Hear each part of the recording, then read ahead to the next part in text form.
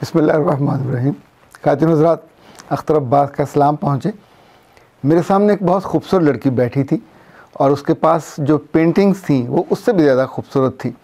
इस कदर उम्दा कलर और इस कदर शानदार स्ट्रोक्स थे कि इंसान की हैरत गुम हो जाए कि स्ट्रोक्स में इतनी मैच्योरिटी भी हो सकती है। पर जब उसने बात करने का आगाज़ किया तो मैं उस बात को सुनते में बिल्कुल शशदर रह गया। इनफैक्ट मेरे पास चूँकि तरह तरह के लोग आते हैं, लड़के भी और लड़कियां भी, सबके मसाइल अलग अलग तरह के होते हैं, तो मैंने ये किया है कि अपने टेबल पे ख़याली तौर पे अलग अलग टोकरियां रख ली हैं जिसमें उनकी शिकायतें होती हैं, मेरे मुशाहिदे होते हैं, तजर्बे होते हैं और बहुत सी चीज़ें जो उससे मुताल्लिक़ होती हैं। पर ये जो शिकायत थी, ये जो मसला था इस लड़की का, वो बाकियों से बहुत मुख्तलिफ था।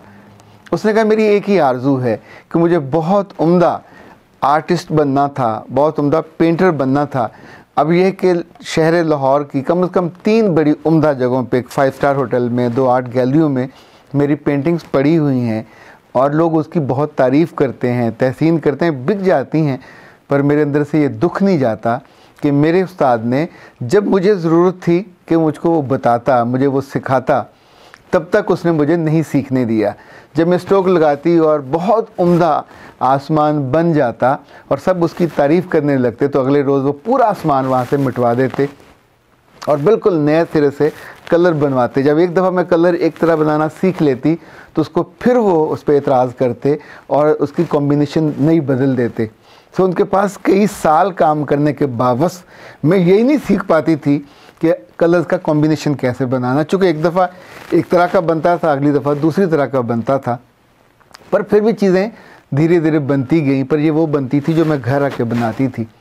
अच्छा, ये जो दुख है सिर्फ उस एक आर्टिस्ट लड़की का नहीं था, ज़िंदगी में कितनी दफ़ा आपके साथ भी ऐसा होता है। ख़ास तौर पे अब हमारी जो बच्चियाँ और बच्चे यूनिवर्सिटियों में पढ़ते हैं, ख़ास तौर पे सरकारी यूनिवर्सिटियों में, सबसे ज़्यादा शिकवा और शिकायत उन्हें अपने असातिज़ा से है कि जो एमफिल करके पीएचडी करके वहाँ बैठे हैं और इल्म को आगे ट्रांसफ़र नहीं होने देते।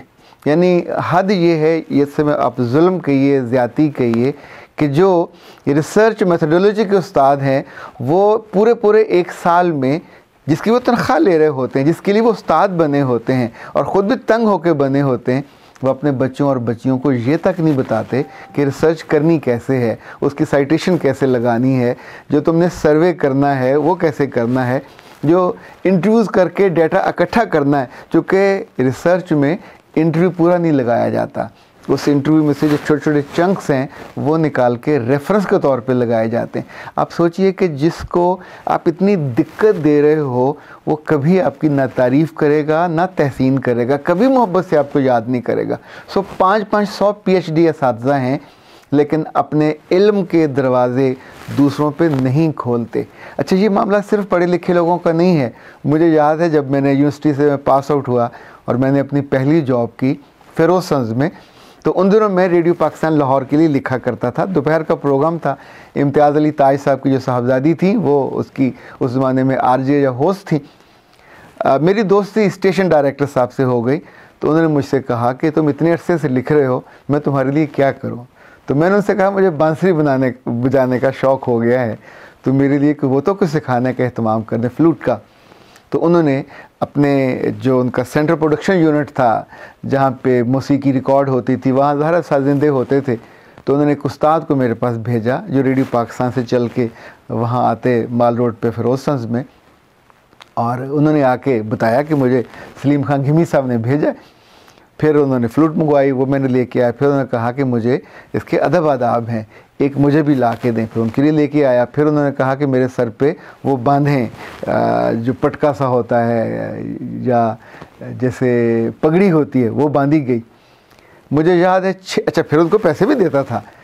6 से 7 में ऐसे हुए कि मैं सोचता था मुझे बिठाएं और मैं साथ वो वंजली वाले गाना शुरू कर दूं, पर उन भले आदमी ने सारे गामा से एक लफ्ज़ आगे नहीं होने दिया। सो छठा जब 7वां महीना था, जब तंग आके मैंने उनसे माजरत कर ली कि ज़ाहिर है जब आगे हम चल ही नहीं पा रहे और आपका आगे मुझे बताने का मूड ही नहीं हो रहा, तो उन्होंने मुझसे कहा लो, हमने तो 8-8 10-10 बरसों में ये सारे गामा सीखा, तुम्हें मैं कैसे 6 माह में सिखा दूँ? तो नहीं सिखाऊंगा। नतीजतन जितने इस तरह के असातिज़ा हैं, ज़ाहिर उनका आपको नाम भी नहीं याद होता, ना उनके साथ कभी आप मोहब्बत से कहीं उनका तज़किरा करते हैं। जो जो अपना इल्म सिखाता है और आगे देता है, दिल में जगह वही पाता है, तारीख़ में वही जगह पाता है। देखें, तारीख़ में सुकरात को आज तक उनकी कोई किताब नहीं है, उसका कोई फ़लसफ़ा जितना भी था उसके शागिर्द ने बताया। इमाम अबू हनीफ़ा को उनके दोनों शागिर्दों ने, इमाम मोहम्मद ने और इमाम अबू यूसुफ ने आगे बताया, इमाम मालिक उनके शागिर्दों ने। सो जितने बड़े असातिज़ा हैं आज का भी और तारीख़ के भी और आने वाले कल के भी, ये सारे वो हैं कि जिनकी वजह से इल्म आगे चलता है। मुझे वो बच्ची भी याद है बहुत अच्छी तरह कि जो कहीं खाना पकाना सीखने गई और उसको बहुत बच्चियाँ बहुत दिक्कत से सीखती हैं, उनका मन ही नहीं होता, पर उसने अपने माँ बाप के कहने पे या अपनी मर्ज़ी से सीखने में वो उसका इंटरेस्ट जागा। उसने जाके एक जगह एडमिशन लिया, फ़ीस दी।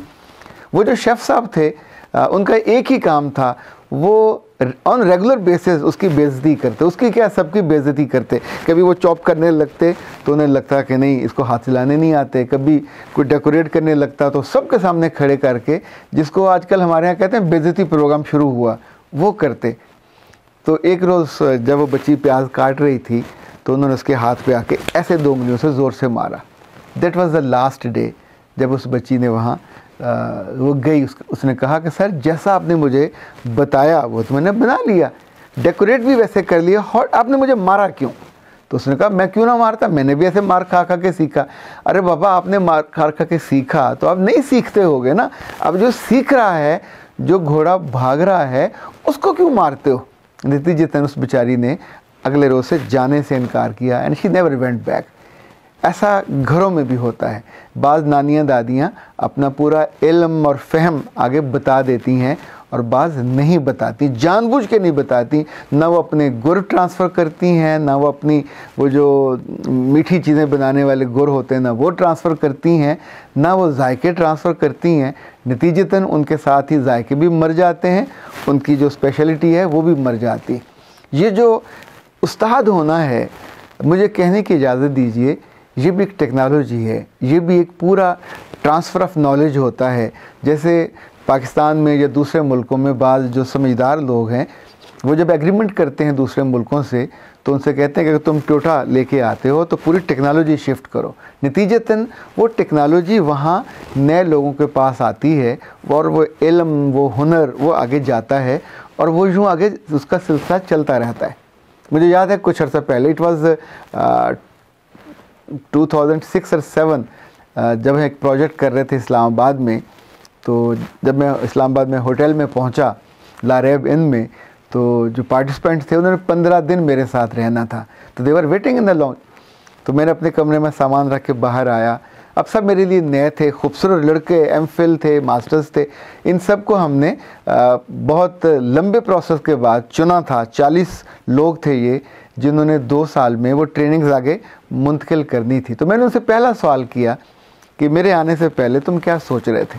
तो उसमें एक शरारती से लड़के ने खड़े होकर कहा, सर बात है तो कड़ी और मुश्किल, लेकिन सच यही है कि हम सोच रहे थे कि हम इस एक बंदे के साथ 15 दिन कैसे गुजारेंगे। मैंने उस पर कुछ नहीं कहा, खामोश रहा। और उसके बाद अगले दिन हमारी ट्रेनिंग शुरू हुई। जब 13वां दिन था और मैंने उनसे कहा कि मैं कल वापस लाहौर जा रहा हूँ, और ये सुबह मैंने उनसे कहा, शाम तक उन्होंने बहुत ही शानदार उसकी तकरीब, जो इख्तामी तकरीब थी वो कर डाली। उसके लिए उन्होंने स्किट्स तैयार किए। और जब वो प्रोग्राम उसमें मैं खड़ा हुआ तो आलम यह था कि मेरी आंखों में भी आंसू थे और वो जो सामने बैठे थे उनके लिए भी वहाँ बैठना मुश्किल हो रहा था। अब इस बात को बहुत साल हो गए, मैं आज भी उनसे बहुत मोहब्बत करता हूँ, उन सब को, एहसास वालों को बहुत मोहब्बत से याद करता हूँ, इसलिए कि मैंने अपनी ज़िंदगी का जो इल्म तब तक मेरे पास था मैंने सारा का सारा उनको ट्रांसफ़र किया। कैसे बोलना है, कैसे लोगों के दिलों में उतरना है, कैसे बच्चों से बात करनी है, कैसे असातिज़ा से बात करनी है। और असातिज़ा भी वो जो सरकारी स्कूलों के असातिज़ा हैं, ये सारे बड़े भले लोग होते हैं, नौकरियां इनकी पक्की होती हैं, सीखने में बहुत बुरे होते हैं, they are not open to learn. So उनसे कैसे हैंडल करना है। 2 सालों में जब इन लोगों ने डिलीवर किया, ये सारे के सारे बहुत उम्दा ट्रेनर बने। और जब वो प्रोजेक्ट ख़त्म हुआ तो इनमें से शायद ही कोई एक हो जो बेरोज़गार रहा हो। ये सारे के सारे इसी एक रो में मुख्तलिफ़ अदारों में एज ए ट्रेनर ही हायर हुए और वहाँ काम कर रहे हैं। अच्छा, इन सब में खूबी और भी आई कि इन्होंने अपने इल्म को, इन्होंने अपने फ़हम को और इन्होंने अपनी वो जो सीख को आगे मुंतकिल करने की कोशिश भी की। तो जब जब हम अपना इल्म आगे ट्रांसफ़र करते हैं, हम लोगों की मोहब्बत का हिस्सा बनते हैं, उनके ख़्यालों में और ख्वाबों में चले जाते हैं, उनकी ज़िंदगी का हिस्सा बनते हैं। जितने असातिज़ा जिन्हें सिर्फ नौकरी चाहिए होती है और वो भी सरकारी नौकरी, और नौकरी में चले जाते हैं, उसके बाद उसमें से मेजॉरिटी वो है जो बद्दुआएं कमाते हैं उनके साथ। और ख़ास तौर पर मैं सरकारी यूनिवर्सिटियों के असातिज़ा से, अगर इस वक्त कोई उनमें से है जो अच्छे दिल वाला और जो सुन रहा है, उनसे ये गुजारिश करना चाहूँगा, अपने बच्चों पर जुल्म न किया करें। आपको तनख्वाह मिलती रहेगी, आपकी नौकरियाँ चलती रहेंगी, पर ये सारे बच्चे अपने दामन लेके आए होते हैं सीखने के लिए। और आप जब जुल्म करते हैं कि अपना इल्म, अपना फ़हम, जो जो आपने मुल्क में सीखा, इवन डॉक्टरेट करने गए वहाँ सीखा, पोस्ट डॉक में सीखा, वो आप एक बॉक्स में बंद करके रखते हैं और इनको नहीं देते। सरकारी जितनी यूनिवर्सिटियां हैं, यहाँ तो किसी को पीएचडी नहीं करने देते। बेचारे सालों रगड़े खाते हैं, धक्के खाते हैं और बिलाखिर नहीं कर पाते। कई कई साल लगाने के बाद फिर वो दूसरी यूनिवर्सिटी में जाते हैं और वहाँ जाके करके आते हैं। यानी इवन पंजाब यूनिवर्सिटी में ये जो लाइब्रेरी साइंसेज है, मेरे ख्याल 100-150 लोग तो वहाँ लाइब्रेरी साइंस के हैं जो लाइब्रेरियंस हैं, काम करते हैं। लेकिन उस बेचारों ने, अगर किसी ने पीएचडी करनी होगी तो वो सरगोदा जाएंगे, वहाँ जाके वो एमफिल भी करेंगे, पीएचडी के लिए भी जाएंगे। यहाँ उनको सहूलत नहीं मिल सकती कि जो उनके साथ वाले लोग थे, दे आर नॉट काइंड, जो उनके साथ के लोग थे या उनको बाद में आए या उनसे पहले वाले थे, उन सबको शायद डर होता है कि ये पढ़ लिख जाएंगे तो हमारे बराबर आ जाएंगे।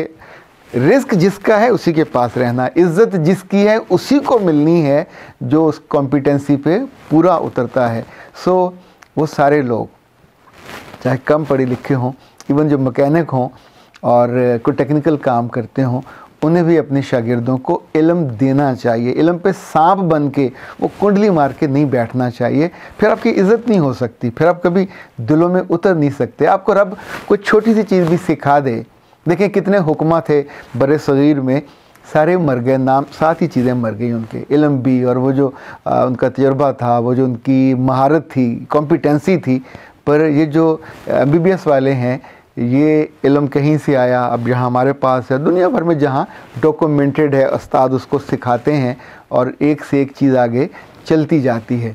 सो ए प्यारो, आप उन बच्चियों को और उन बच्चों को जो आपके पास पढ़ने आते हैं, उन पर ये जुल्म ना रवा रखा करें कि अपने इल्म को संभाल के बस उसी के साथ जुड़े रहे और उसको आगे नहीं जाने देते। कभी आप ज़िंदा नहीं रह सकोगे। ज़िंदा रहना है तो लोगों के दिलों में रहिए, ज़िंदा रहना है तो अपने इल्म के साथ। ये जो बेचारे मसाइल से भरे लोग आते हैं और जिनकी टोकरियाँ मेरे पास और ट्रेज मेरे पास अलग अलग होती हैं, प्लीज़ उनमें नई नई टोकरियों को इजाफा ना करें कि हर बच्चा और हर बच्ची दुख से भरा हुआ आए। और उनको दुख किसी और से नहीं है, अपने उस्ताद से या उस्तानी से है, जो अंदर से काइंड नहीं है और मेहरबान नहीं है और उनको अपना इल्म मुंतकिल नहीं करती। यूँ इल्म का सफ़र जगह जगह रुकता जाता है, जहाँ रुकता नहीं है उन सबको नोबेल अवार्ड भी मिलते हैं, उन सबको बड़े बड़े एजाज़ मिलते हैं, बड़ी बड़ी पहचान मिलती है, नोबेल टीचर्स का अवार्ड भी मिलता है जो हमको नहीं मिलता। मेरा रब आपको आसानियाँ दे, मेरा रब आपको सलामत रखे, पर सलामती देने का बाइस भी बनाए ताकि लोग अपनी यादों में आपको सलामती के साथ याद रखें। अख्तर अब्बास को इजाज़त दीजिए। अस्सलाम वालेकुम।